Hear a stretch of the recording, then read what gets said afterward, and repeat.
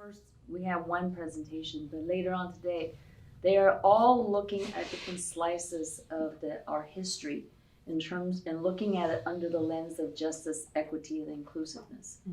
And most recently, they read Cohen's Introduction to Community Colleges, a broad perspective of understanding in community colleges.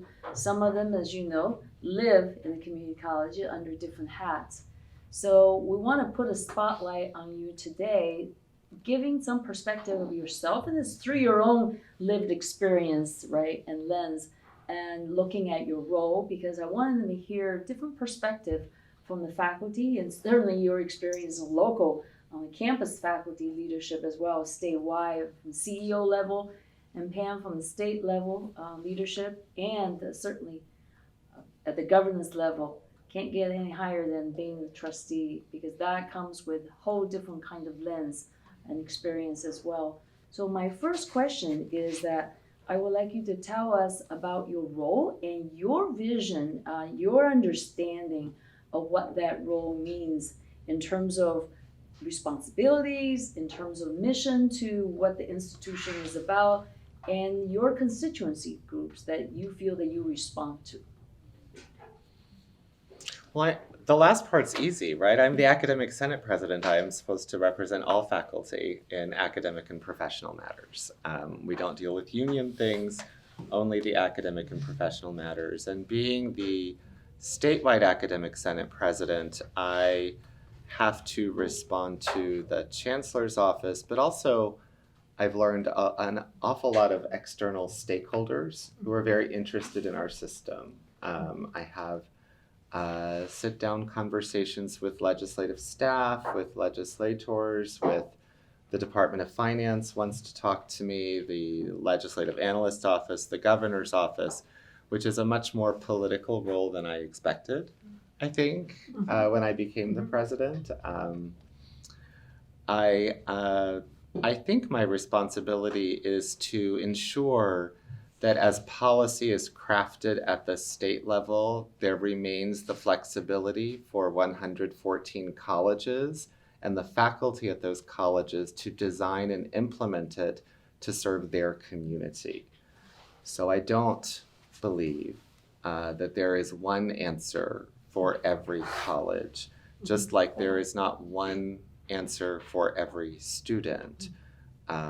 I've been a faculty member for 20 years in our system, and some students need something entirely different than other students need from me. Those of you, I think I see some nodding, you see that as well in your students. There's this structure, but you have to allow some flexibility and some real interaction with the student. It can't be so prescribed. And so when we talk about policy at the state level, my role is to think about what does this do for the large urban institution, for the small rural institution, for the areas in the Bay Area that are shrinking, for the areas in the Inland Empire that are growing? What does it do in terms of the lens of equity, in terms of we are here to provide service to our entire communities. And added together, that's the entire state of California. And I think if you're reading educational history, you clearly know that education was not always intended to be open to everyone. And as we try to fulfill the promise of the California community colleges to be everyone's college, that we meet anyone wherever they are and take them where they want to go. And sometimes we take them places they didn't know they wanted to go. That we have to consider what impact does that have on various student populations by race, ethnicity, age, gender, and the students who are interested in career technical education versus just honing their skills to keep their job or advance in their job, versus the ones who wish to transfer, versus the ones who are in a small rural area and this is the center of cultural life at their institution, and how do we serve them? They don't want to transfer.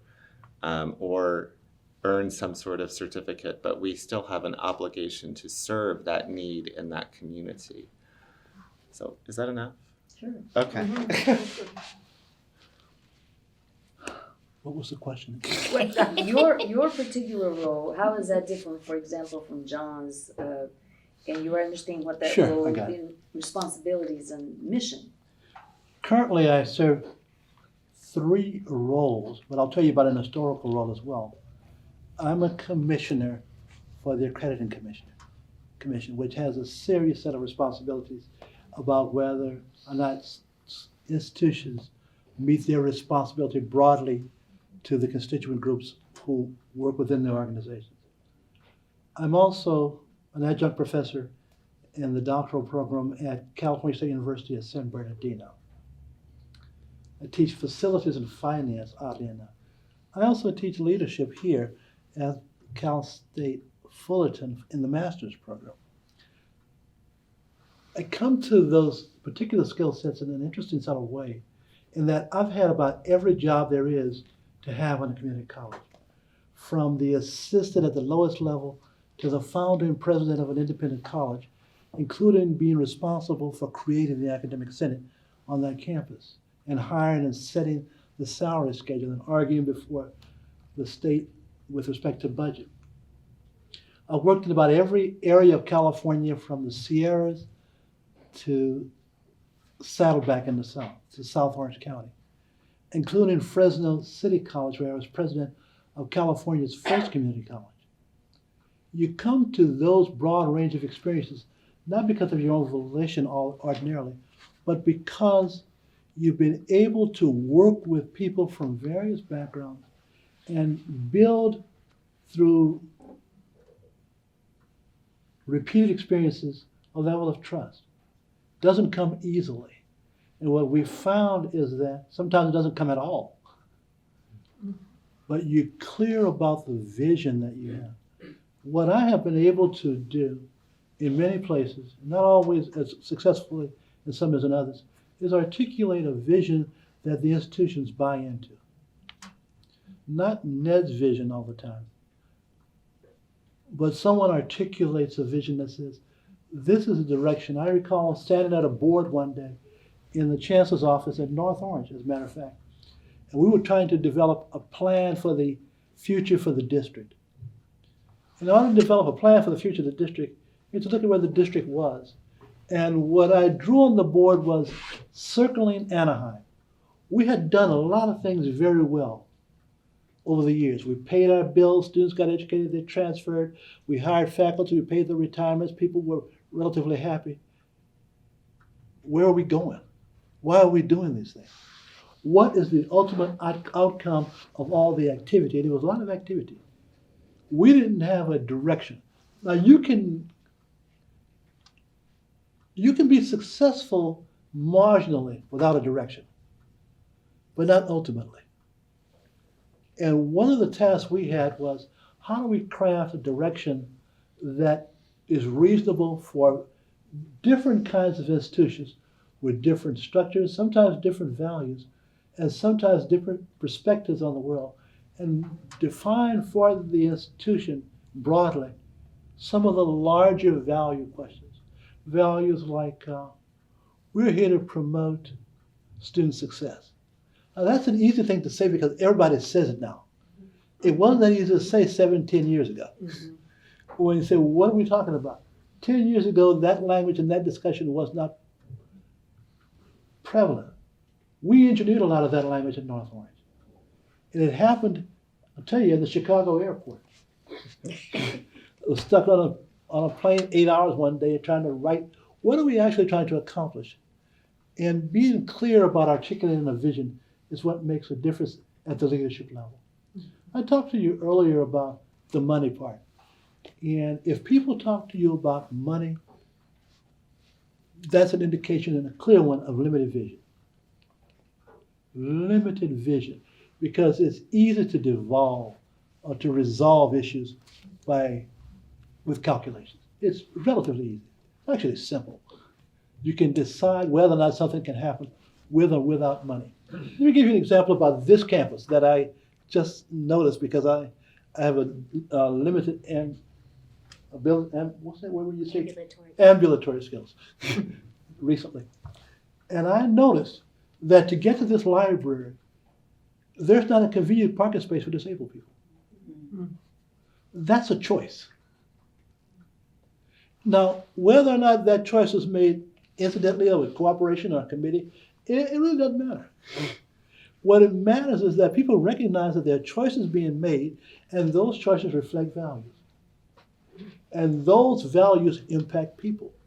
The clear purpose of leadership is to assure, from my perspective, that the values reflected reflect the organization. The values decided reflect the organization's choice rather than accidental or incidental. You can go to Fullerton College and Cypress College and they look nothing alike.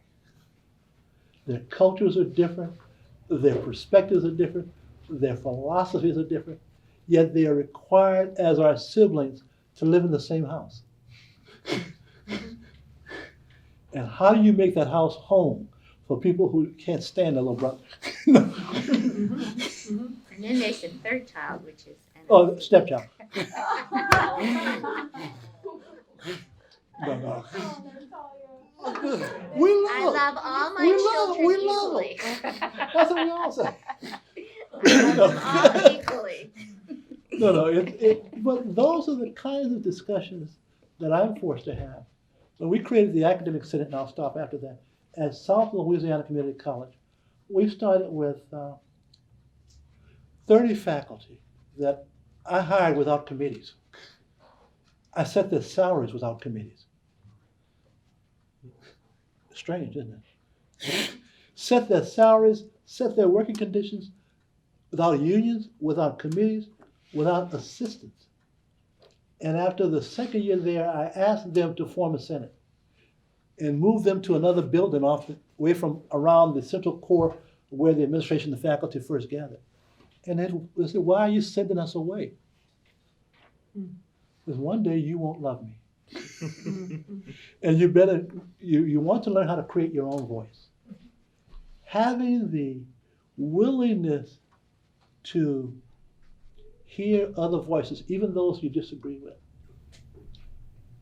even those that are antithetical to what you believe, is an important aspect of leadership from my perspective. And I'll stop.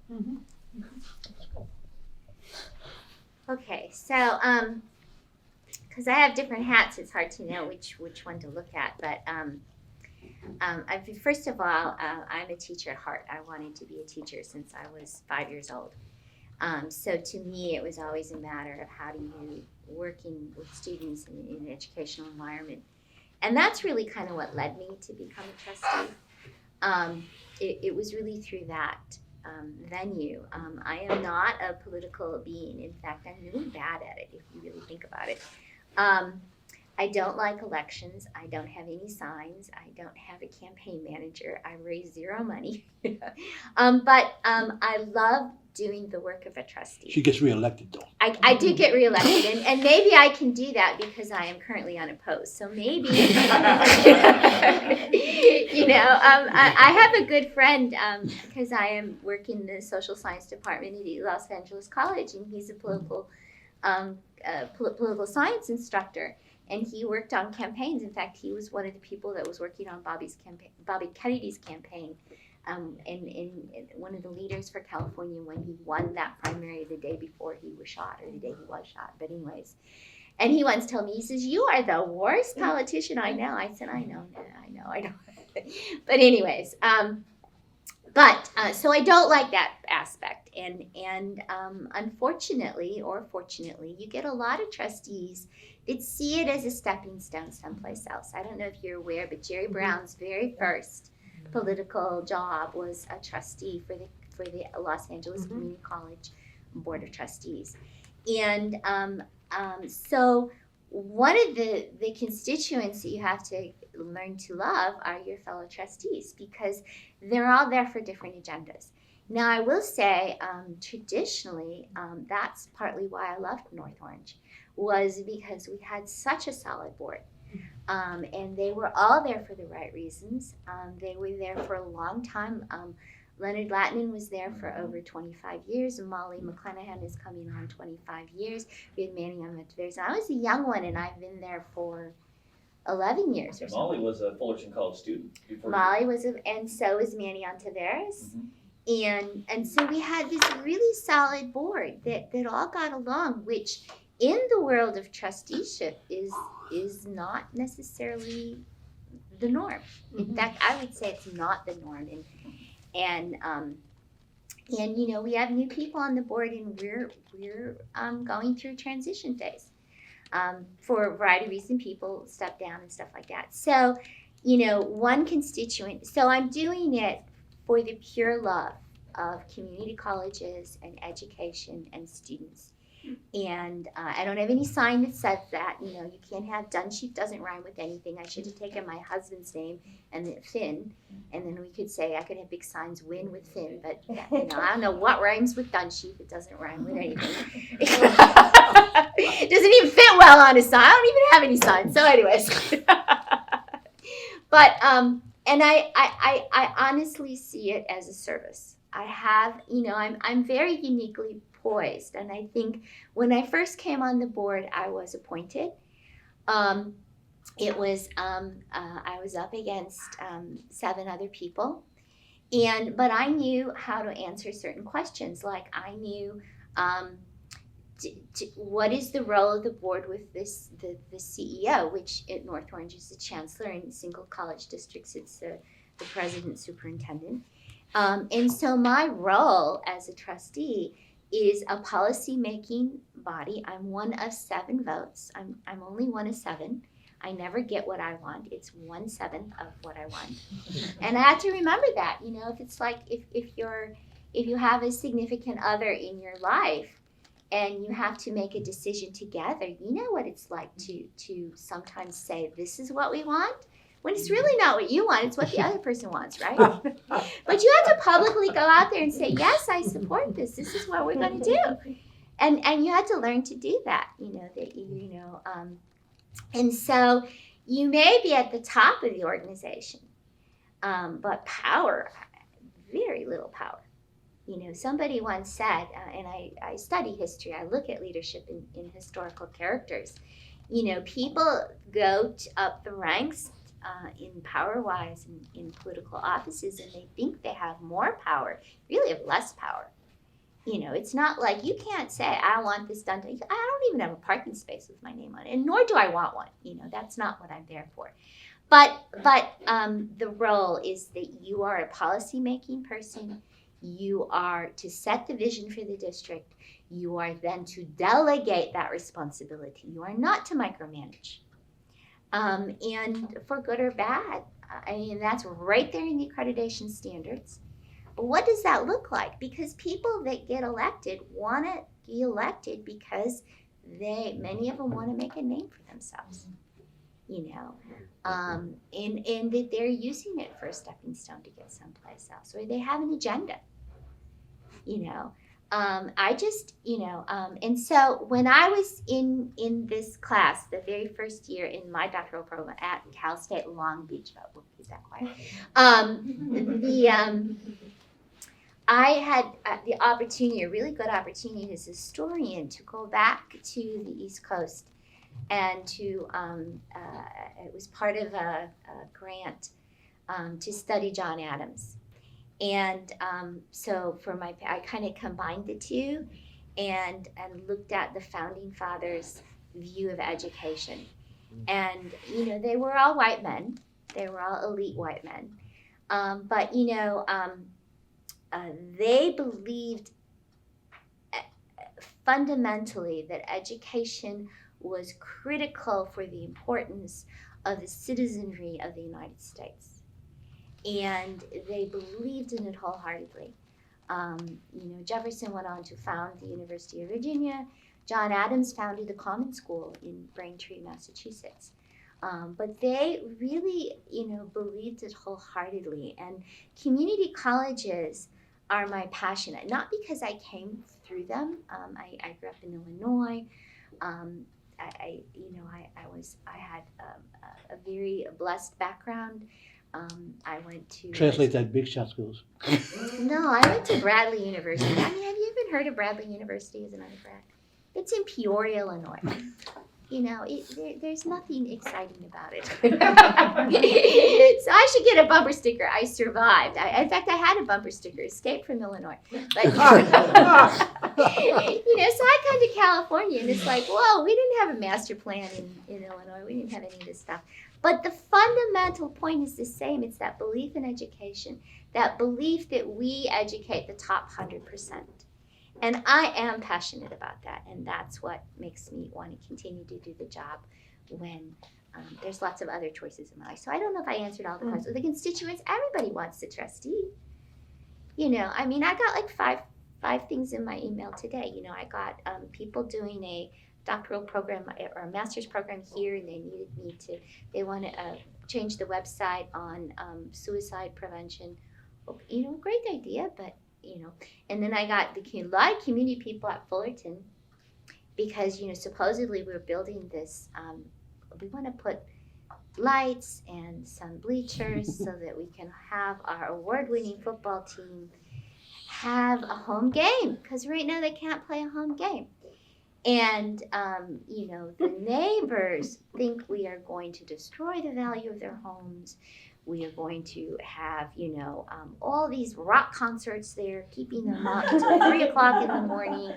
And, you know, and they're at our board meeting every single day. And then I've got, you know, everybody wants the trustees. So I just smile a lot. So anyways, I've talked about it. Well, you got to talk to me a little bit earlier. Just a quick and kind of an oversight of what I did before I retired. Spending 40 years in the system, both in the 2 and the 4-year systems, Dr. Bryce Harris left the Los Rios Community College District and transitioned to the state chancellor's job after another good longtime administrator, Senator Jack Scott, came into that position. And I had worked for Bryce in the Los Rios district, and he had a position in academic affairs. So he called me and he said, why don't you come down and talk to me about this position? And I thought, I am not going to the chancellor's office. But I went down and talked to him, and I thought, well, I feel like it would really be an honor and an opportunity for me to serve closer to Bryce Harris than I ever had, because he was the chancellor and I was on one of the campuses. And I thought, how lucky could I be to have that experience, even though it was sort of at the end of a career, or at least something I thought would be the end. So I took that job as I retired and then took that job as the vice chancellor in academic affairs. And here are the issues. Nobody's happy with the way you do curriculum. Nobody is happy with the way that we had people looking at min-quals and trying to decide that. Nobody was happy with accreditation. Nobody. And a whole lot of people were in a great war over the baccalaureate degree. That's what I got to play with 3 years. The fortunate part for me was, I knew the system really well, and I know organizations pretty well, and I'm also very practical. So the first thing you do is you get your hands tied to the faculty senate, because they're the ones that are doing this teaching and learning stuff. How do I figure this out with y'all, and how do we get this min-quals thing figured out, and where are our problems, and how do we move through basic skills? And so that's the first thing you do for me, was to just tie myself into the work of the academic senate. And I have found John and others who have both come before him and who are involved with him now brilliant leaders on behalf of the faculty, and they really look at things in a really wonderful way. So those characters who were a part of that when I was started were really helping. And I'm also somebody that likes to put nuts and bolts together and finish projects. So the curriculum piece is crazy making. And so you do all this work on a campus. At the end, you go through these iterations of curriculum. Your board has to say, we in some way approve the work that you want to do in teaching. And then it goes to the state, and people who have no degrees and no understanding of education are looking at these going, I'm not sure this will work. I'm like, after I pulled half my hair out, I said, I don't think we should decide this. Well, we had always decided it, and I'll tell you a funny story. When I was at American River, the person that was approving curriculum would tell you it would take 6 or 8 weeks maybe. And so I used to take all the curriculum for our college, and I go down and put it on his desk, and then just sit down and say, I'll just wait for you. And it just made him crazy, but I didn't leave. I got all mine approved every time because I wasn't going to leave. That was crazy making that somebody had stacks of curriculum and paper and they were doing this. Now, what happened was to try to make things faster, we put technology to it, but nothing in technology works for 114 colleges. So there's a lot of It barely works for one. yeah, and there was a lot of incidental issues. So at the end of many issues, and the reason that it happened, I said to one of the best people that worked there, I said to somebody, I'm gonna go out to this other college. I'm gonna call you back with the articulation officer in this office, curriculum specialist, articulation officer, and we're gonna talk through their problem together. I'm gonna be at their end, and you're gonna be at our end. So we're having this conversation, and I said, where's the problem with that English class? She said, well, they can't teach that English class until everything is in place here. So I said to the articulation officer, how many of these English classes are you teaching today? She said, we've got 13 people who teach this. We might have, maybe we've taught 28 sections today of this English class that you're not letting them teach, my friend. She said, do you mean they're still teaching? Well, we're approving, updating their curriculum? Yes, that was the day we stopped doing, we started the process of stopping to do single course approvals. That was the day, because you had to make sense out of it, right? It's those things that now we're doing programs, but I guess they're doing that a little bit differently. And I will tell you, my good colleagues here who are on the accrediting commission, Dr. Harris, Chancellor Harris came in and said, put something on my desk. He says, you gotta help me on this one. So what's the problem? We are in such a problem with accreditation. Everybody's mad. I mean, it was terrible. And so we got this incredibly good team of people together, good chancellors and Senate presidents and many people. We sat down and we wrote what we believed would be a good paper around curriculum. And I believe that paper changed the way we're doing, or curriculum around accreditation.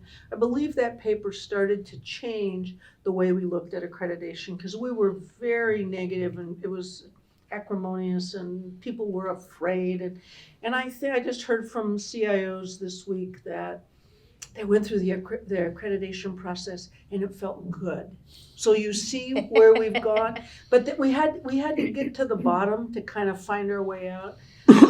And I got yelled at a lot over that, by the accrediting folks at that time. They were pretty snotty, but you just kind of get through it. I've only been on it 1 year, Yeah. so this was all these problems was before. This is my third year coming, so I didn't do that. So when I say nuts and bolts, I like to take little things apart and try to put them back together, and then I will talk about the baccalaureate degree.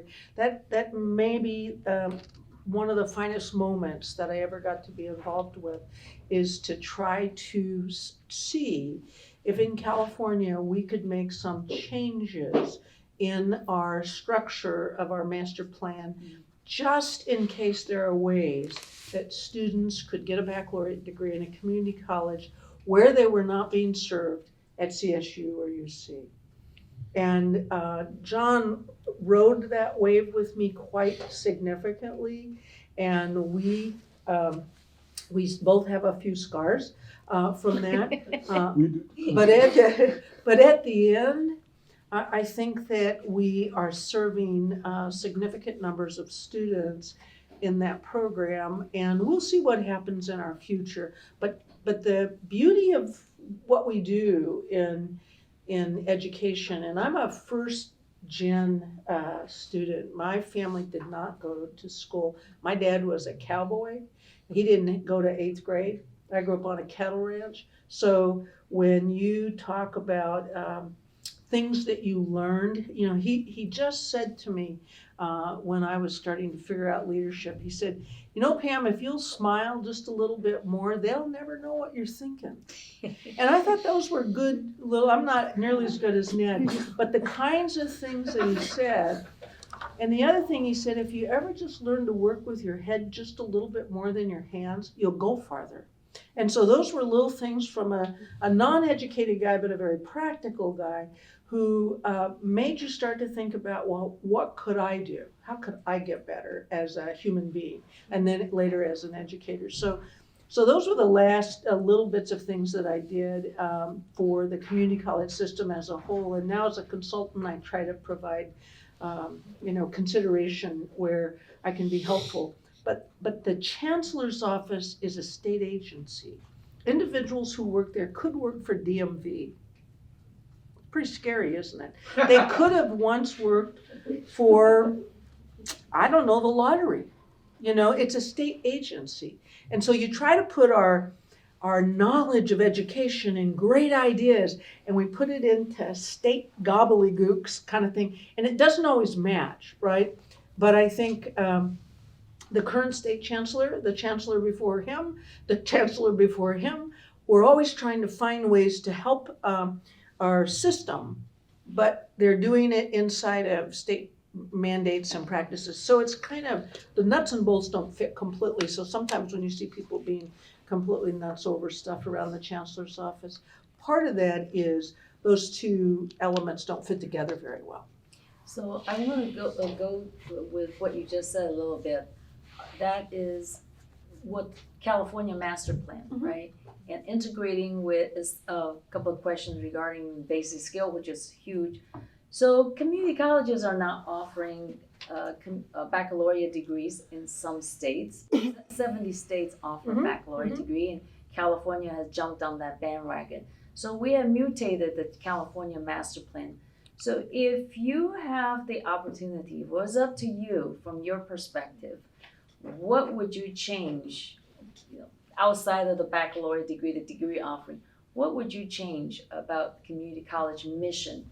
For example, should there be a separate system altogether to be a basic skill system to address the basic skill issue?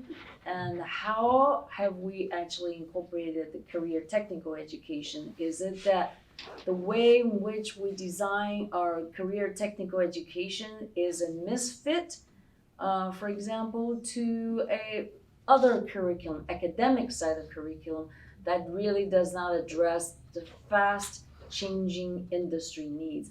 I'd like to hear your thoughts on it from your perspective, integrating, I just use basic skill and career technical education, and what other things should, in your perspective, from the California Master Blueprint, ought to be changed because evolution, right? Are we still meeting the needs, and is the original mission of what we do still a fit? Where is the misfit? And it was up to you. How would you alter that and change it? I'd go crazy. I have 4 or 5 things I'd change in a heartbeat. Okay. The first thing I'd do is not build college campuses like we build them. The idea of putting bricks and mortar everywhere when these things already exist in the community is borderline silly from my perspective. I would use community resources to teach people in places where they're going to live and work anyway. For instance, if you're going to teach nursing, I'd only use hospitals and places where nurses work, or facilities like that. If you're going to teach, engineering, you do it at a shop where people have to actually build stuff. I would also never create a separate division of basic skills, because I think that will direct people who are perceived as less capable into, what do you call those things when you isolate people? Silos. Hey, I don't know the words, but I know the idea. Into silos, and I think societies are not built in silos. You're going to meet these people at your house if you're not teaching them at school. And if they don't learn well, they're going to take your stuff. While you're at work, your stuff's going to come up missing. So you want them to do as well as they can so you can keep your stuff. So you want a distributed model, Now, I want distributed education. okay? Others? So this is typical. It's the competing resources, and it's what do you want? I don't know if you're following, but the public opinion polls on higher education are dropping. The percentage of the people, the public, that has trust in the higher education system is actually consistently decreasing. And when you look at the money funding for higher education longitudinally, it peaked probably like in the 60s, and we're, maybe not the raw dollar amount, but the per student education, and the per student amount adjusted for inflation is actually going down. And so there is this debate among the public, the community, the taxpayers. What is the value of an education, and what are you getting out? And how much of that value of an education should the community be paying for, and how much should the student be paying for? And it's a legitimate discussion. If for no other reason, I had 3 children, I had to pay their college for it. So how much are you investing in it, the individual person, the student, and then how much is the community? And I think that there's a great book out there called, I think it's called like Higher, I can't remember the name of it, Higher Good, but it's about what is the economic impact of an education, and basically who should pay. It's like Higher Ed, Greater Good, or something like that. I'll have to look it up. But it raises that question. It's not an easy read. It's kind of like an economics book. It's written by an economist professor. But he looks at what is the value that an education gives back to the community. And I mean, the first value is that the students that graduate or the student come to your colleges end up with higher paying jobs. And those higher paying jobs in return add to the tax base of the state.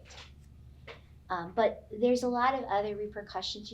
People that with higher education degrees are healthier, so that the amount that you spend on healthcare decreases, that they are less likely to be incarcerated. We spend like $50,000 to incarcerate one person for 1 year, and we spend $5,000 to send them to a community college. And then just on and on and on. But so that debate about what is the purpose is always up against that public viewpoint of where's the tax money being spent, and is it being profitable, and things like that. And as an educator, I just think, but of course it's important, but now we need to come out with the data and kind of crunch it out and say, why is it important? So you look at something like the bachelor's degree. What is the value of a community college with a bachelor's degree? When you may be in an area where there are other resources, where the student can go. We live in a very dense area. If you need to go to, you want to be a nurse in this area, you have a choice of different nursing schools you can go to. They're all impacted, but there is still a choice. So why would one school need to build a nursing program that's a very expensive program to house, when even excluding the brick and mortar part of it, but the physical resources, where you can go to another school and they already have that program. So the conception of the baccalaureate degree, and I'll just kind of tell you a little story from North Orange, it was very contentious. Mm-hmm. And I was not on the bandwagon from day one. I kept thinking, the community colleges do enough. Why should we now take a baccalaureate degree? And if we open the door for a baccalaureate degree at North Orange, then, you know, all these other people will want to be higher up, because there is this sense in education that you want to be the higher up. You know, the people that teach kindergarten want to teach first grade, and then they want to teach higher, and nobody wants to teach junior high though. But you know, then you want to teach high school, and then you want to teach college, and then you want to don't teach at the community college, and da da da da da. So there's that always aspiration of looking up, when the reality is those people at those kindergarten students, they need as much of our attention as the people in higher ed. The non-credit that, you know, in a lot of the state metrics, the whole new funding formula initially didn't have non-credit in it. So now we're going to change the funding of the community college, the people most vulnerable, and the K-12s got rid of their what's it called? You know, adult ed. You know, I mean, who's serving those people? And you have to kind of look at it differently, because there is a value there. You know, we at North Orange, we have an older adults program. And these are people, you know, these are 80 people, 80-year-olds, you know, I think they have people 100. You know, we take them from birth to 100 at North Orange. And, you know, what's the value of a 100-year-old person going to school? You know, but the value is, you know, mental health, physical health. There is a value there. It's just hard to quantify it. So it's a sticky question. Let me kind of get back to the baccalaureate degree. I mean, and this was more politics at North Orange. And I'm not telling anything that happened in closed session. This was all open session. And this is simply the rivalry between Cypress and Fullerton College. And so you can cheer for Fullerton and you can cheer for Cypress. So No. Listen, people, careful. So, you know, and it'd be interesting to hear what you've heard about the debate. But it comes to the board, you know, the board's supposed to decide this. And we have a curriculum process. We have a mortuary science program that came in with a 50-page report about why the board should do that. They're one of the only mortuary studies programs in the West Coast. And I think there's one other up in Sacramento, and then the next closest one is in Oklahoma. They had statistics, they had data, they had people coming to support them. It was a very well thought out program. And Fullerton's people came in. They wanted to do was it police academy? Criminal justice. Criminal justice. Gee, that isn't done anywhere in the area. I'm being facetious, sarcastic. I've been told I can do that sometimes. And they came in with a 1-page report. But it went through the curriculum process of North Orange. And within like a 5-4 vote, we have a district curriculum committee. They recommended the Fullerton program. And then it comes to the board. Well, which one are you going to pick? You're listening to everybody, and Senate will tell you, and I fully support, curriculum's a purview of the faculty. So I walked into that meeting thinking, I'm not going to go against this curriculum group. And then I start listening to the story, and I'm thinking, who am I here to serve? And it's clear that this was a fight. This was not a majority of people in either side. And like 2 people abstained. You know, really courage. Just abstain from the vote. Then, you know, that'll solve the problem. In the district curriculum committee, they abstained. And I said, the evidence was clear that the mortuary science program was by far the better prepared program, the more in line with what the state curriculum said for these baccalaureate degrees. They were the better pilot program to advance. But man, I heard from Fullerton College, how dare you as a trustee overstep your role interfering in the curriculum of the college and da-da-da-da-da-da. And going against your own district curriculum committee. I said, wow. What happened was, we didn't know this at the time, but the local community college district, Golden Orange Coast, they had proposed basically the same program, pilot program for a criminal justice program. And they had put it forward. So then we would have been competing against the people that border our district on this baccalaureate program. So by the way, the board voted in favor of putting forward the mortuary science program. It eventually did become one of the pilot programs. It did receive the funding, and we graduated our classes. The first group just last June.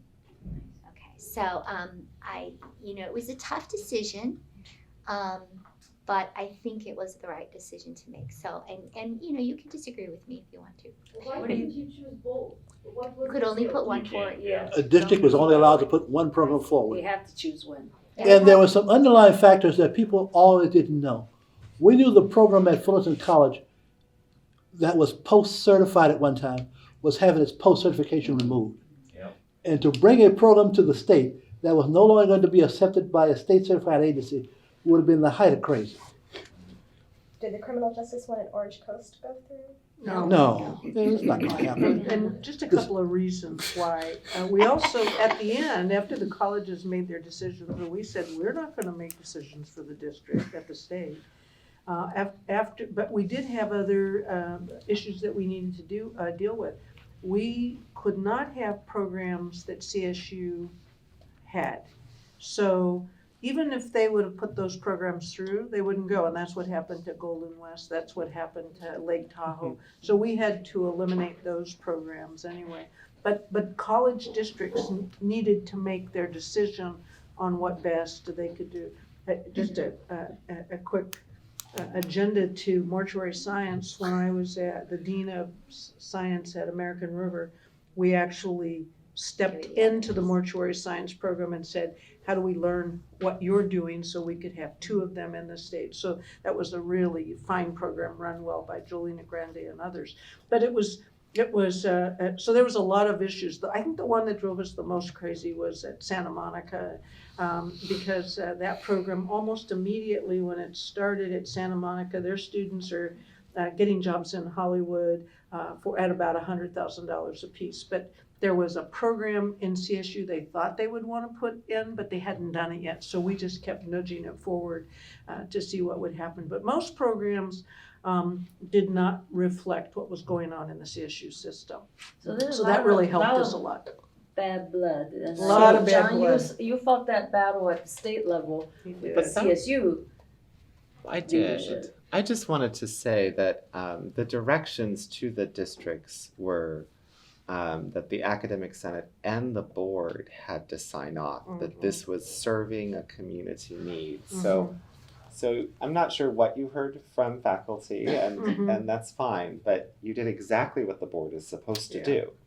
I think that, there was some faculty barking, but to characterize the fact that Fullerton faculty felt that way is just incorrect. Right. Yeah, I think most people I was on faculty senate at the time. The conversation at our faculty senate was generally, okay, we tried our best, but that mortuary science program is great. That was actually the prevailing vibe. So I don't think there was a lot of. Well, okay, there I'm was glad to probably hear that. the barking Because dogs in the caravan. the people we heard from were not the happy Fullerton So, and folks. That's an issue with the structure because who gets the ear of the board of trustees and what's the narrative that you guys are hearing? Twice a week up in the insulated area up there. I know that's a challenge. As a trustee member, you're trying to get to the campuses and hear what they're trying to say, but that's a real hard thing to get your finger on that pulse. I bet. So Before John, the board voted, I made a recommendation to the board as chancellor as to which program should be supported by the board. And they said, what do you think? And I said, mortuary sciences at Cypress. If it had been a 9-0 vote at the Easy. triple DC, Right. I wouldn't have supported It'd it. been easy. But it wasn't a unanimous vote. And I think the reason the vote went that way was not that, the 3 votes for Fullerton, my understanding at the triple DC went for Fullerton. The 3 votes for Cypress went for Cypress, they're being loyal to their groups.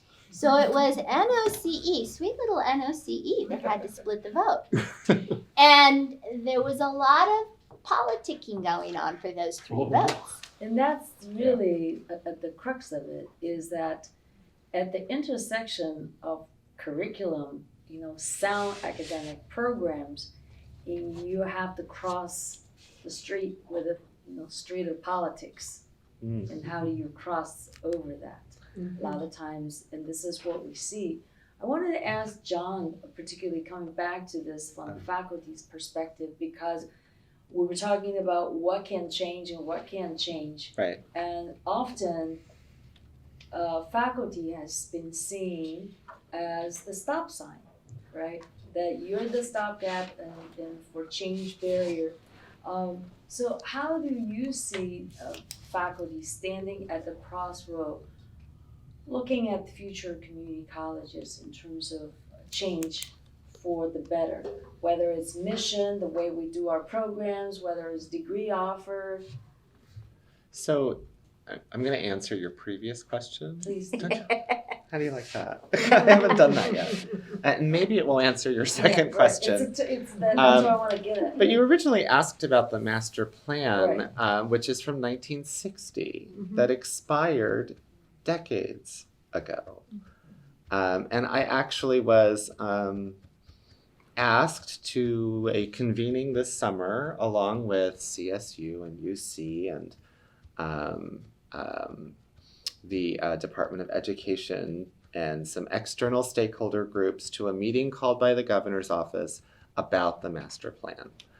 And I was pretty excited about this. I reviewed the master plan, the whole thing, and all the updates over time. And the meeting started with, we are having this meeting because the legislature told us we had to in the budget trailer bill of 2017.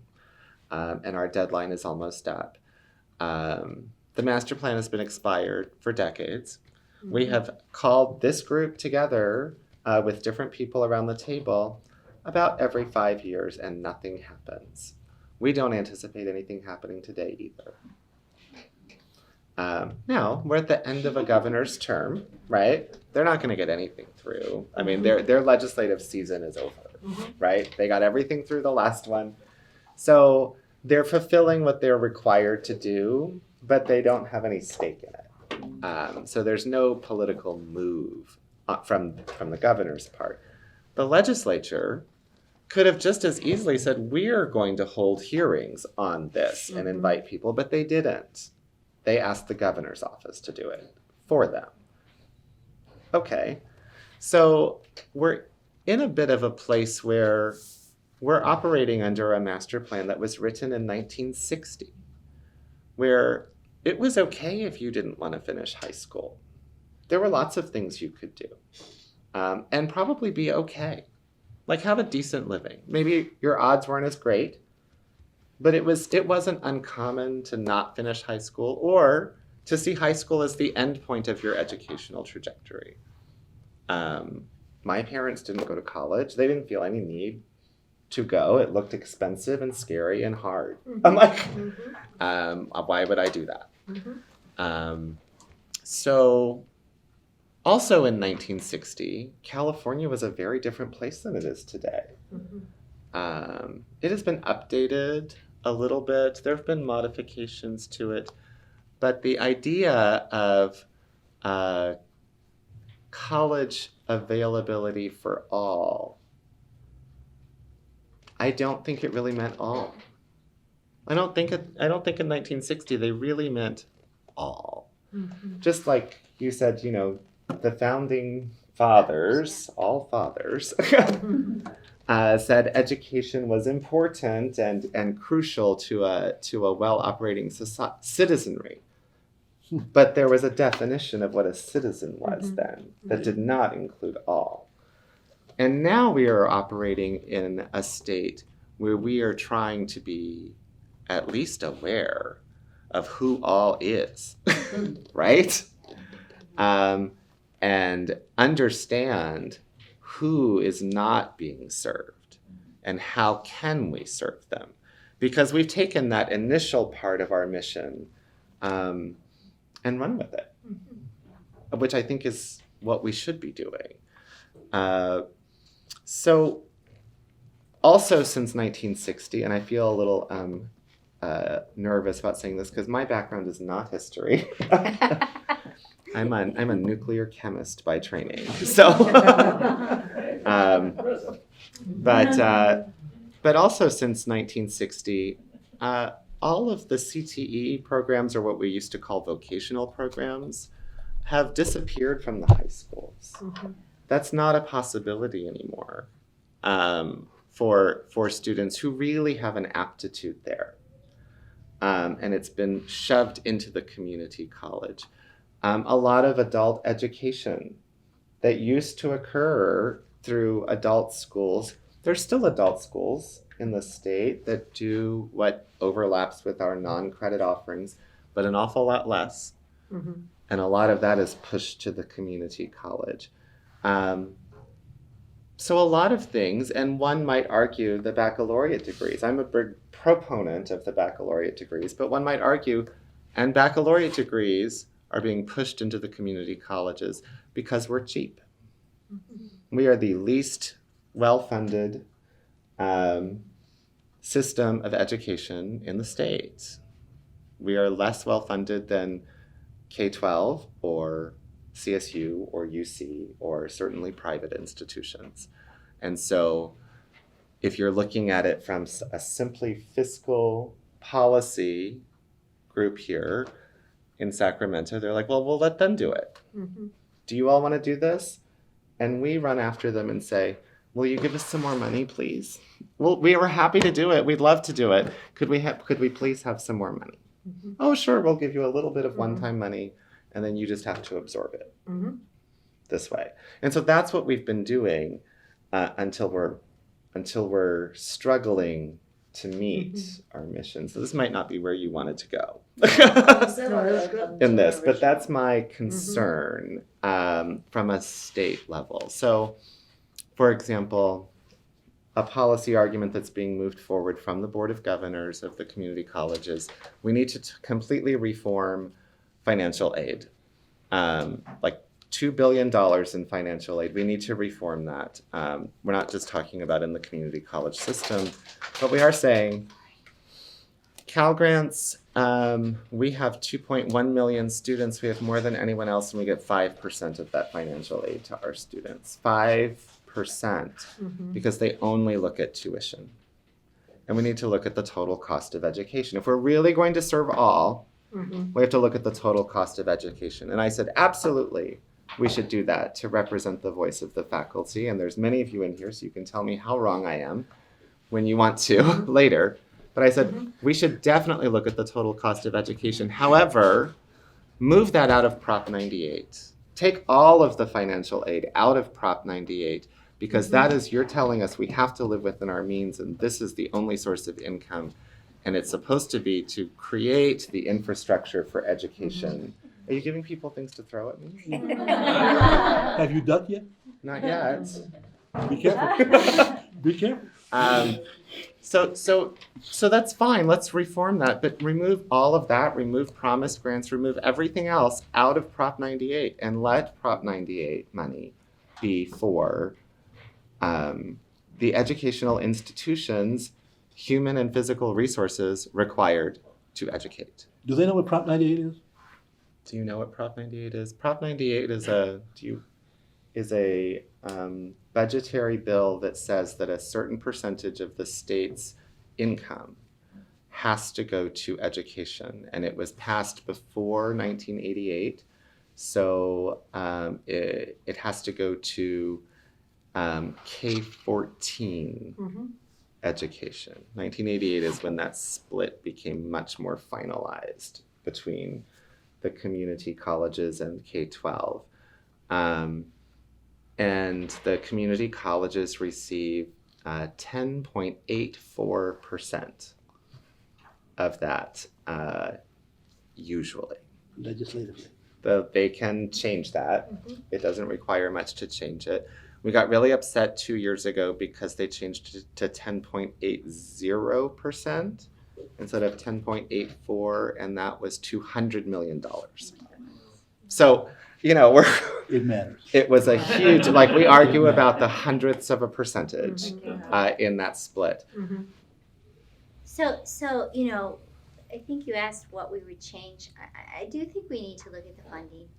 And you're gonna have to help me. I think at one point, like in 2009, there were about 2.9 million students in the community college system.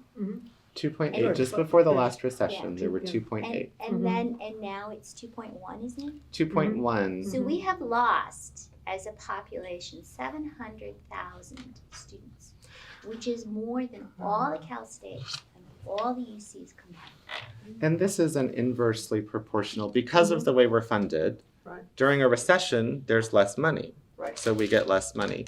Now, in some respects, you should assume that's going to happen, right? You have less money, you spend less. However, the community colleges across the state in 2009, with the budget passed from 2008, turned away hundreds of thousands of students because they did not have the capacity to serve. They didn't have the money to pay an instructor. They didn't have the money to keep the lights on. They didn't have the money to do anything. They said they went to bare bones. Here's what we have to do. Some districts actually went to layoffs. Most didn't. And so, however, from the community college perspective, during a recession is when people need us most. That's when people need us. They're trying to retrain. They're trying to figure out, I just got laid off and I'm 45. What am I going to do? Like, I don't have, that industry is gone. What am I going to do with my life to support myself and the people who depend on me? And we do this thing. We run around trying to find students now. We try new programs. We do different outreach. We are very connected to our high school students. We create dual enrollment programs.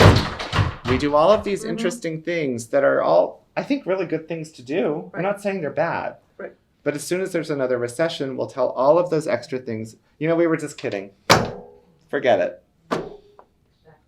We're not going to do that anymore. We don't have the money. So the other kind of oddity of that is that, as an entity, we are under a lot of direction, law, by the state legislature. Yes. And the state legislatures, first of all, a majority of them, more than 50%, did not go to a community college. They went to a Cal State or UC or some private. So their knowledge of community colleges is limited. And even if they did go to a community college, I mean, they're looking at a million other things on any given day. So what do they really, truly know about community colleges?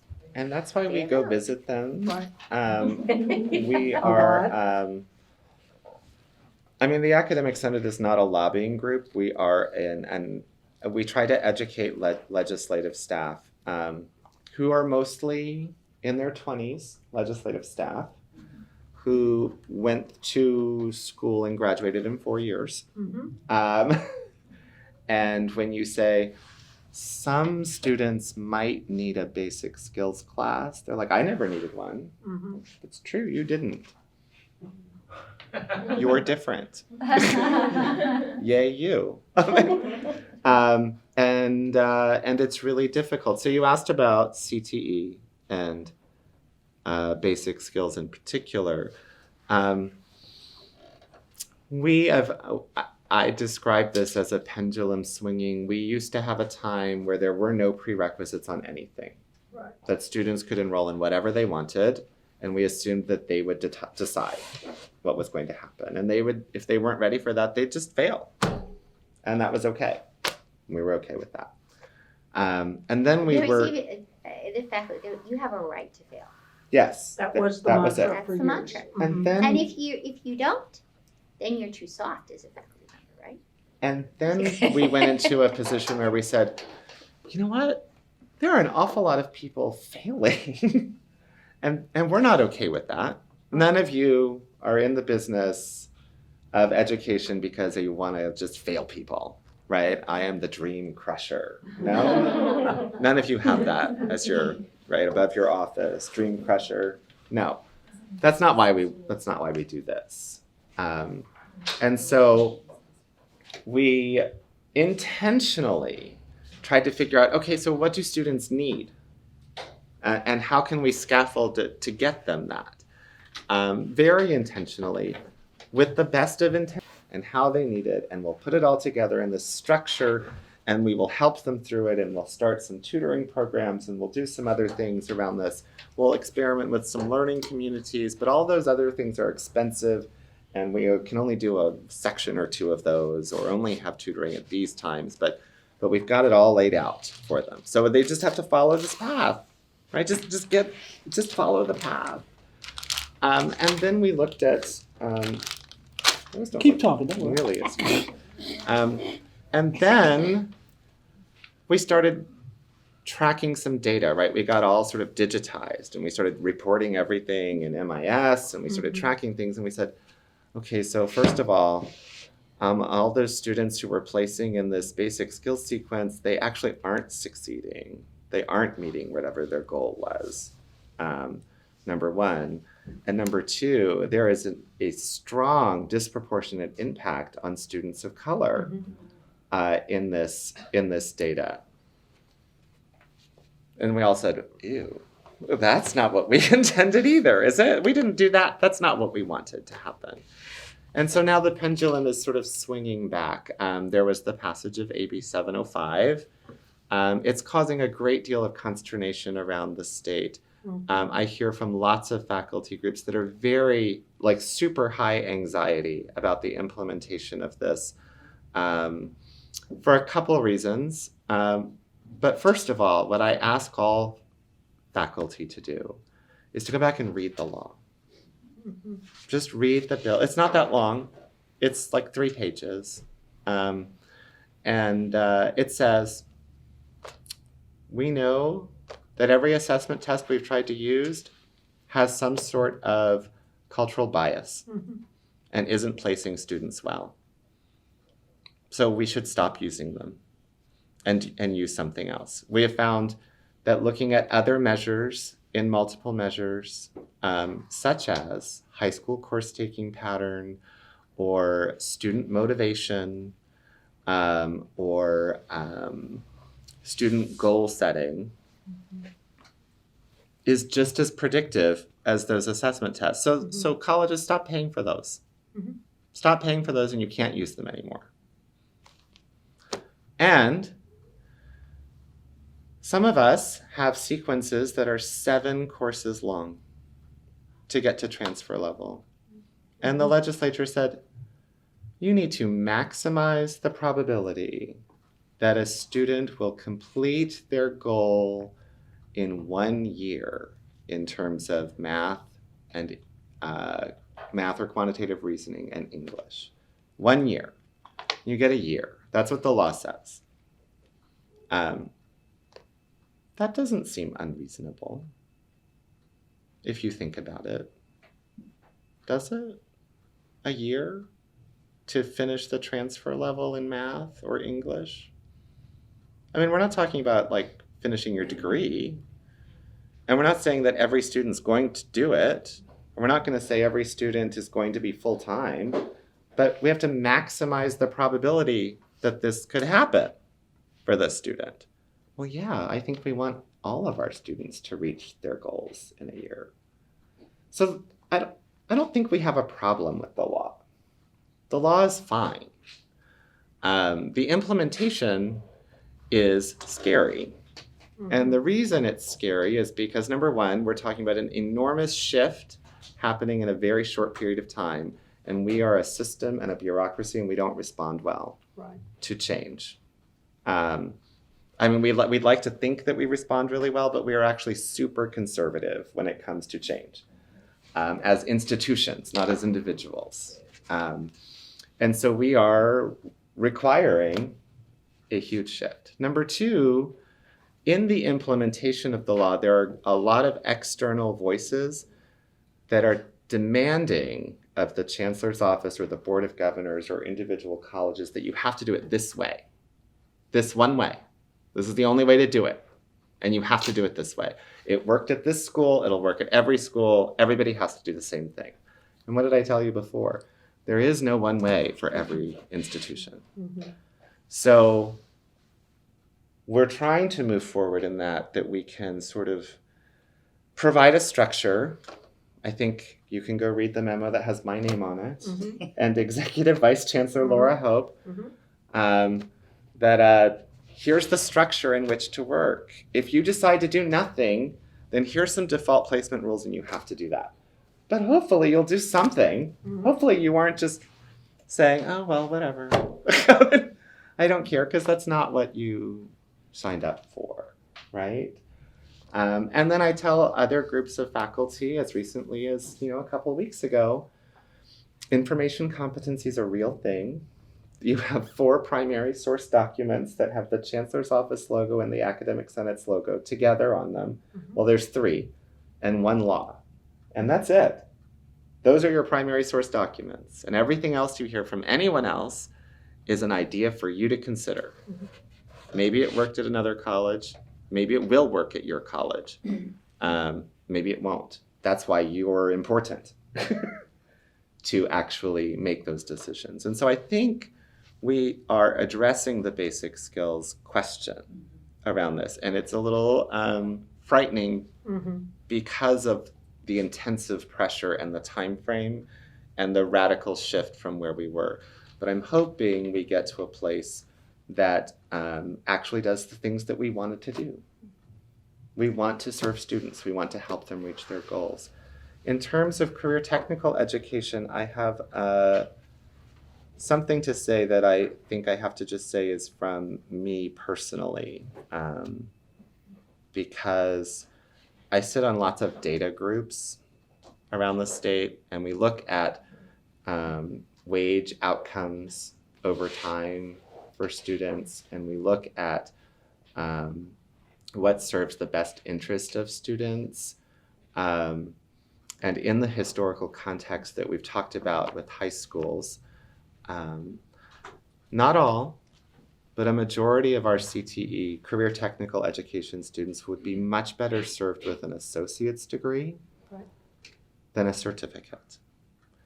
But it's faster, and some would say easier, to generate 18-unit certificates than a 60-unit degree. You can contain it all within one discipline, as opposed to expressing the leadership at the institution to say, this isn't about your discipline growing. This isn't about your students. This is about the institution's students and serving those students as effectively as possible. That doesn't mean all certificates are bad, and some of them are really just a class. I just need to take this class, and that's all I need from you, community college, and that's fine.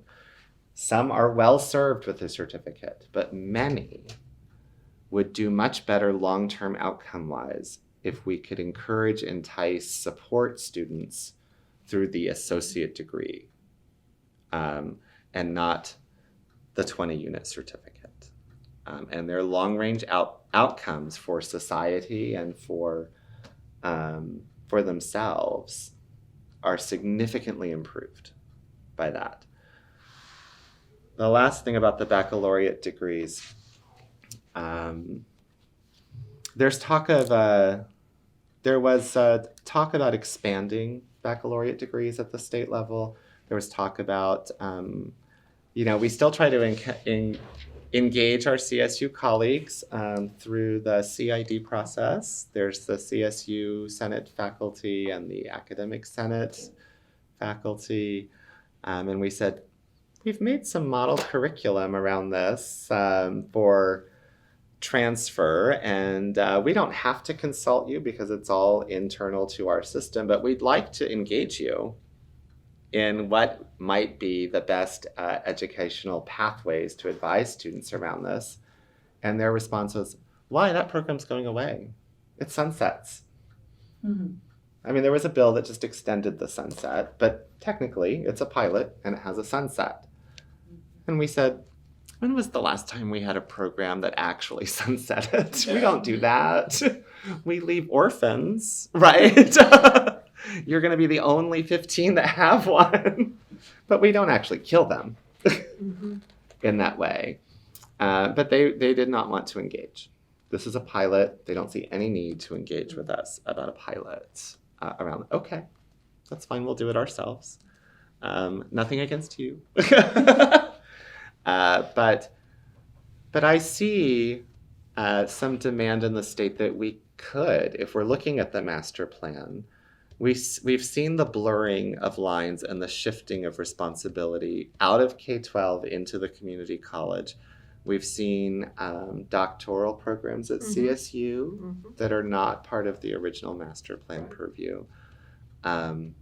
We see a bunch of community outreach stuff at UC centers that I'm not exactly sure is part of the master plan, really. So it's not just one system. Perhaps baccalaureate degrees in career technical fields could be housed in the community college system a little better, and in particular around healthcare fields. That we have an external pressure, which is the national, regional accrediting bodies for all healthcare fields, nursing, rad tech, respiratory care, PT. Physical therapy, that are all pushing the demand that they have baccalaureate educated workforce. They do not want to hire associate's degrees.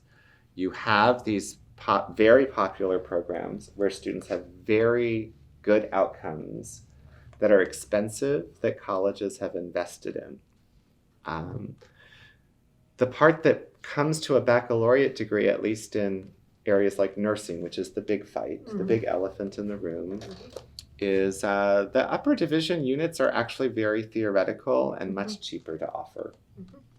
You could actually recoup some of the cost of having 8 students per clinical rotation faculty member if you could offer a theory class with 32 at the upper division, just fiscal wise. And maybe that is an area where we need to go, because there is not the capacity in the state to convert all of those associate degrees to baccalaureate degrees currently. The capacity doesn't exist. And so maybe that is an area where we do need to expand our mission a little bit. So I've talked a lot. I'm sorry. Thank you very much. This is actually a very interesting topic, and it relates to how does all the different segments of higher education really would or wouldn't collaborate.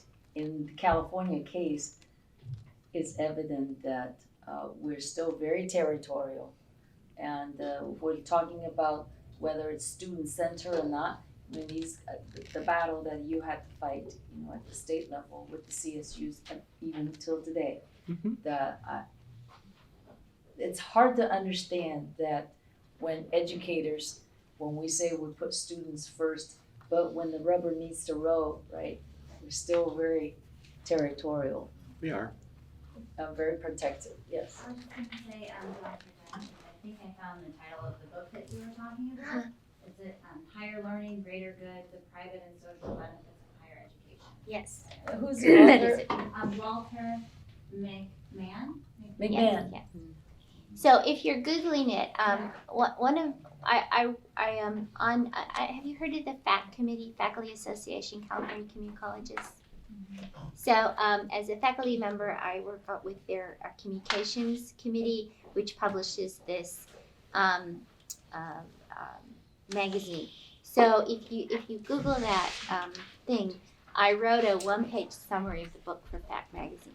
So then you don't have to read the long book. You can just read the one summary and you can get the highlights of it. Not that I'm promoting my own reading, but it just saving you time, because you're probably reading a couple things these days, right? Already? Can you hold it up again? Oh, this is the FAC magazine. I brought some extra copies. Oh, great. But in this one, I grabbed this one. I tried to grab some things here, but this was reclaiming the master plan, so I knew that there was a discussion on the master plan and the new funding formula. And you know why, when John was talking just a little bit about CTE and how we might look at associates in those programs, I am reminded of sitting in a prison program graduation a couple of years ago, and Henry Shannon, who is the superintendent president at Chafee, said to these individuals who are students inside, said, I hope by your learning, you will be able to make better decisions when you get out. I hope by your learning, you will be able to not ever find your way back here. And I think and it went on, he went on and on, but it was about something somebody didn't make a good decision to get inside, right? Something happened that they didn't make a good decision. If you become a more scholarly person, a more learned person, if you start to think differently, you might choose that decision differently. And that made so much, I'm sitting there staring at these 18 and 19 and 20-year-olds who look just like our students inside, that look like our students outside, right? And I thought to myself that, and I've been to almost all of our prison programs across the state, and I had the greatest opportunity in my career to be at all 114 colleges and spend time at all 114 colleges. And I think that when you say, could we be a more scholarly world or a more learned world, or could we have more capacity to look at the future brighter, I think getting not just an ability to do a technical field or technical skills, but to be more, to have the ability to be an understander of many ideas and to think about things differently.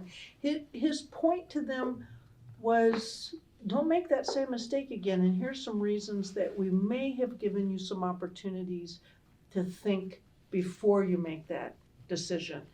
And so I really appreciate the fact that we may be teaching technical skills in some programs, and it's important. But for our students to continue to become educated, it's not terribly many more units that they have to take. But for someone to take a history class that they didn't think they would get something out of it, I sent my godson to American River when he lived with me, and he said, well, somebody said I had to take this stupid women in history class. I said, really? Well, why would you take it? Well, I'm on the baseball team, and that's one that I can take, it's in, and I said, why don't you take it? Why don't you take it? And each night when you finish the class, come home and we'll talk about it. We'll just talk a little bit about it. I saw him many years later, after us both going in quite a few directions last year, and he said to me, that women in history class really taught me a lot, and I've used it with my daughter, with my wife, with my colleagues. I said, well, it's just something that just kept having you learn, right? But he fought me the entire way in getting him to kind of think about something different. And, now as a 40-something-year-old man, he said, that probably wasn't a bad class for me to take. It just took us a little bit of time to get him there. So I sort of feel like when we look at technical education and the skills that are developed around it, we also want to develop the mind of our students as well. So that body, mind, or hand and head go together. And I just think we miss the boat if we don't get our CTE students to take a full degree. Because someday there may be a place in their career where turning the wrench is no longer fun. And they realize if they have that much, it only takes this much more to get the next one. I think it goes back to the purpose of higher education. What is the Right. value of higher education, right? From the very beginning to today. Oftentimes when we recruit, we say, if you have a degree, you earn more. This just came over yesterday to me from AGB, American Governing Board's publication.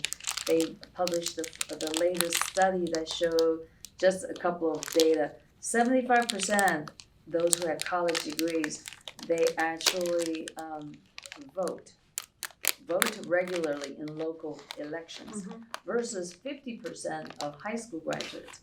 And the other thing, I really like this part, is that if you've gone to college, you're 2 times more likely to volunteer, be more engaged in the community, and 3 times more likely to serve in leadership roles. Mhm. I want to introduce you to another concept that you probably know at least as well as I do, and certainly your panel knows. Institutions have always presumed to own education. It is clear that industry right now owns significant components of education. And more interestingly, that those industries that own certain components are applying for accreditation Yes. and want to become, quote, recognized as higher educational institutions. It is particularly true in the telecommunications industry, where certain companies are applying for recognition for what they teach their employees, even beyond the technical skills of the wrench turning. But so, because they know that their employees will be better long-term for the industry if they're better educated. And they're willing to support that. That's not just sending them to North Orange or Pickett College, but doing the work and hiring the faculty within the industry. One of the things I find fascinating, just because I'm curious about certain things, is there are a number of states in this nation with Native American colleges. Mhm. California has the highest Native American population in the country. And then none. Just an aside. Well, you know, we had a great program called DQ University years ago, right? Right. Up in Sacramento. Davis, Sacramento, and we tried very hard to keep that college alive via accreditation and others. Oh, there were some But, strange people at there, accreditation. Before my it time. was, I happened to be on the very last accreditation Visit? visit Ah. with Jim Walker. Ooh, yeah. And it was the most painful thing that we did to have to say to them that they're not gonna be able to stay accredited. And because there was such warring going on, and I think about it in our own organizations today when they say, you know, one college wants one thing and one wants another. The war between tribes was so significant that there was never gonna be a way to use the resources of casino money and others to make it work. And I think maybe that was the one place that I can mark, as we talked about it many times, that was the time that we felt we had done the most disservice, because we thought, how could we get it to work? The next year, my chancellor said, you've got to go over and help DQ. They've asked for a bunch of people to come over. And I thought, I'm going to get killed, because I was on the last committee. But we went over and worked for weeks and weeks trying to find ways to bring their program back and to do some things. To this day, that was the worst thing that we could have done. And you're right, we have every right in the world to make that happen. Okay, if your stomach is growling. Yeah, but is We your mind sharp? Yeah. The Taoist, if you would go on fast for 30 days, they say that's when you understand what wisdom, eye, and ear, and the soul is. When you go on the fast. So the hungrier you are, the mind gets sharper, believe it or not. So with that, I'm going to just ask our panelists to give us any final suggestions for our leaders who are going to be just equitable and inclusive leaders for the community college system. Do you have any final wisdom for them? Take care of yourselves. Be good to yourself. This is a difficult process you've engaged. It can, on occasion, be painful.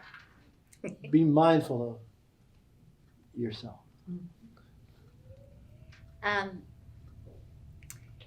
Keep a sense of humor. Read. Get it done.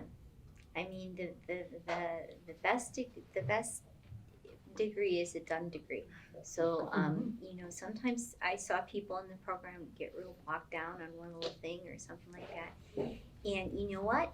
I don't think anybody's read my dissertation since I wrote it. I haven't read mine. It has a very nice placeholder and in a very important part in my office. But, just get it done. Get it done. I'll go, and then you finish it up. I don't know. I would say that the only person that calls me Dr. Walker was, before she passed away, my mother. So just so you know, that was really important to her that I got it. Look at a way to find a mentor, both inside your group of colleagues and outside. Find somebody on your campus who you can share with or can ask a question or two, because it does take a little bit of energy. Along with doing a doctorate, you also have to be professionally active. So if you are faculty and have the ability to be on committees, try not to be on all of them for the next couple of years, but don't get completely caught off, completely out of it. And I would say, try to find something that you can do every once in a while that is just for you, not your family, not your kids, not your parents, not the school. Go do something for yourself. If it's only once a month, find that place that you can do that. Because I think, you give up movies, you give up everything else when you're doing a doctorate, but every once in a while you have to just do something for yourself. So find a mentor, do something for yourself, and then try not to completely get out of line with your professional activities. Just don't do a whole bunch of them, and that keeps you consistent. All these people gave you advice about being in a doctoral program, but I'll give you some advice about your role at a campus instead, because all of that's right. You have to take care of yourself. You have to make time for yourself. I tell him that all the time. He doesn't listen to one thing I say. I do. I mean, at your college, find ways to evaluate the big picture. Figure out what's happening across the institution and what pressures your institution is responding to. Right? And somebody didn't just come up with some weird idea. It's coming from somewhere. There's some pressure happening. And what is that? And don't be afraid to try new things and be okay if you fail sometimes. Learn from it and move on. If it's not working, change it and do something else. That's it. That's good advice. Very nice point. Well, I'm going to ask our students here, could one of you from each table come and present one flower to each of our panelists? Oh. Yeah. Thank them for being here with us. Thank you. Which color would you prefer? Oh, thanks. There's too many flowers. Cute. We'll give one to her. You get to keep those cute. Thank you. Thanks so much. Thank you very much. you. And now we can So easy.